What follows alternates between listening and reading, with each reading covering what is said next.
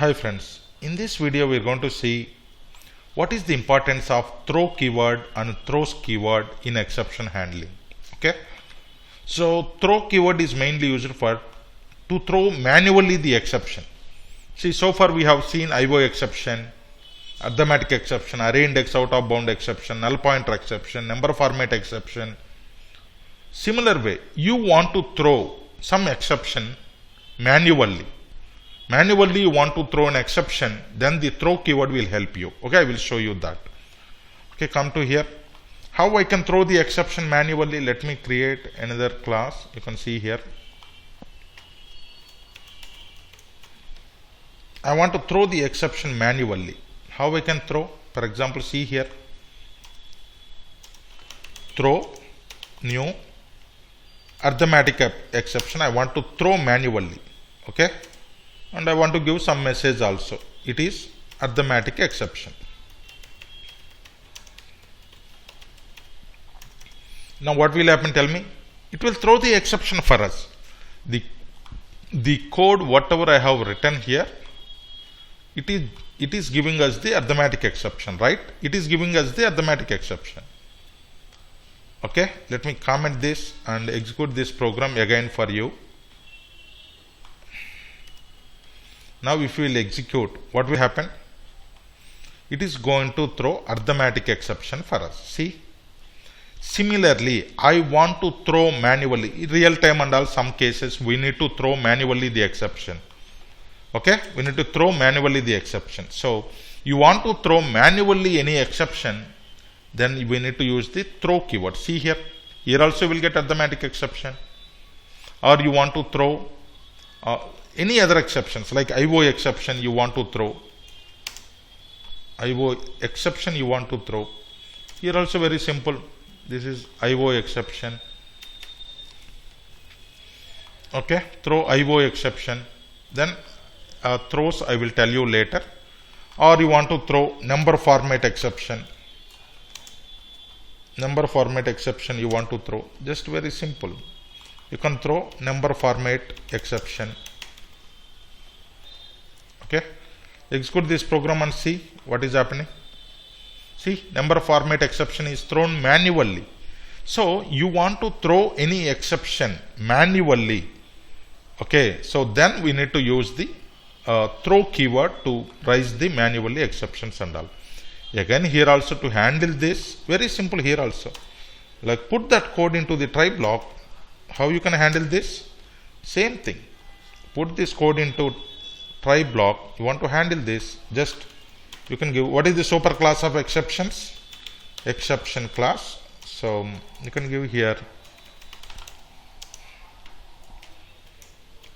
exception is handled. Okay, similarly you can execute, you can observe here rest of the lines of code is executing or not. See, this is how you can throw the exception you want, and you can handle that exception and rest of the code will be executed. So you want to throw manually the exception. You want to throw manually the exception, then you need to go for what? Throw keyword you can use. Any exception you can raise it. Okay. So that is the use of the throw keyword. Manually you want to throw any exception in different situations. Most of the times the development team will use this. On testing side we still use, but very rarely in the framework level, coming to the Selenium point of view. But throw is mainly for to throw the exception manually. Okay, then we can use the throw. Coming to the throws keyword. Okay, throws keyword I want to use it. Very simple. This line of code I am trying to put it into another method. Okay, this line of code I am trying to put it into another method. My method name is throws example. This is my method.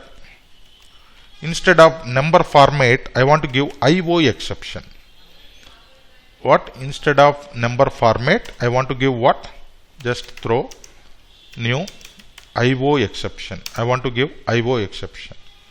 Just message also I want to give throwing IO exception. Guys, did you observe carefully here? Some error is getting here. What is that? This is nothing but checked exception. This is nothing but what? See, in compile time only it is checking. In compile time only it is checking. So it is nothing but checked exception. It is nothing but what? Checked exception. So unchecked means where we have seen so far arithmetic, number format, null pointer, those all are unchecked exceptions because those we will get it in runtime. This one, checked one, we will get it in compile time only. Okay, this is the checked exception. So see, add throws declaration. You think that here intentionally it is telling that it may throw an exception. So you need to use throws. See, throws IO exception got here. It means that this piece of code may throw IO exception. Okay, this piece of code may throw IO exception. Fine. Okay. Now, for example, I am keeping this line. So, you know, right, how to create an object for this class. I am creating an object for this class. Throw example th equal to new throw example object I am creating. Okay, fine. Th dot, which method is there? Throw example method is there, right? I am making a call to this particular method. See here. Again, see here you are throwing the exception. Here you are throwing the exception. Once you are throwing the exception from here, you need to handle this. Let me show you. This is the code, right? Let me go to here. Okay. This is the code you have. 1 minute. So this is the code you have. Okay. This is the code you have here. And the other code which I am having is this is the one. This is the another method. So what will happen here is, observe carefully. Okay, 1 minute guys. So let me copy this code to here.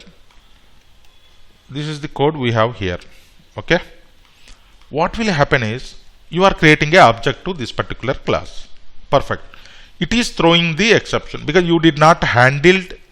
You are not handling this exception because it is a checked exception. So either you need to handle or you need to throw this exception. Okay. So what it is telling is usually it is throwing the exception. This IO exception throws is there, right? Throws means it is going to throw the exception to here. It is going to throw the exception to where? It is going to throw the exception to here. Throws means if you are not handling, it will throw the exception from here to wherever you are calling to this method, it will throw that exception to here. We are calling to that method from here, right? So that is the reason it will throw the IO exception from here to this method. Here, from here, you need to handle that exception. Okay. Again, handling, you know, right? Again, handling is same process. Like you can try. If you did not handle, what will happen? You are going to get a error here. See, surround with try catch. Okay, IO exception. That's it. You are handling the exception now. Okay, that's fine. Now try to run it. What will happen internally? Throws. If you are not handling, you want to throw the exception. See, IO exception you got. Throwing IO exception. Okay. And the rest of the code also executed fine. Rest of the code is executed fine. Why this exception, this data displayed is because of this e dot print stake trace. It is going to print the stake. That's it. So what happened, guys? If you don't have this one, it will not allow. IO exception means you have to handle it by using try catch or you have to throw. Throws. I am throwing this exception to here. Here I am handling that. Okay. Like this way. Throw is for the same, both the keywords I have used here. Throw is for raise the exception manually. Throw the exception manually. Throws is for when you did not handle the exception, you can throw the exception to its parent method from where you are calling to this method. So in that case, this exception now throws to here. Here we are handling successfully. So that is the use of throw and throws keywords. Okay. That is the use of what? Throw and throws keywords. That is the use of, that is the use of throw and throws keywords. These two keywords, how we can use in real time. You want to throw any user defined or any existing exceptions and all, then you can use throw keyword. Or you want to throw exception from one method to other method and all. You want to pass your exception. You did not handle here, but you want to throw exception to parent. Then you can use throws keyword and all. Okay, like this way we can work with this. Similarly, let me create another user. Can we have multiple try catches? Yes, you can have n number of try catches. That is not an issue for us. See here, you can have here one try block is there. Okay, fine. Let me remove this code. Here I am taking this one. Okay, this is one try block. Inside of that, you want to have another try block also. Yes, you can have another try block. No issues at all. Okay, it need to have its own catch block. It need to have its own catch block. You can have n number of. Okay, so this we can call it as a nested try catches. You can have n number of that is not an issue for us. So inside of one try, you can have n number of try catch blocks. No issues. But each try you want to handle, then you should have catch block. Or you want to mandatorily execute some code, then you should have finally block. That's it. So this is about exception handling and all. So far we have seen exception handling. What is exception? Okay. So some problem, okay, that is stopping our execution in runtime, that is nothing but exception. We need to handle that by using try catch blocks. Okay. Different exceptions. One is checked means compile time, unchecked means runtime, you are going to get the exceptions. Okay. Error means something you cannot handle that. When error occurred, we have to stop the execution. That's it, no other way. Okay. So the parent class for all the exception and error is throwable class. Okay. And try catch, finally throws, different keywords we have seen, and how we are getting exceptions and all we have discussed, and we have seen about all these things and all. Okay. We have seen try catch blocks, multi catch, and nested try catch, try and finally block, throws. This is how the exception handling in Java will help us to overcome from the abnormal termination of the program. Okay. Right guys, thank you so much. That's all for exception handling. Thank you so much.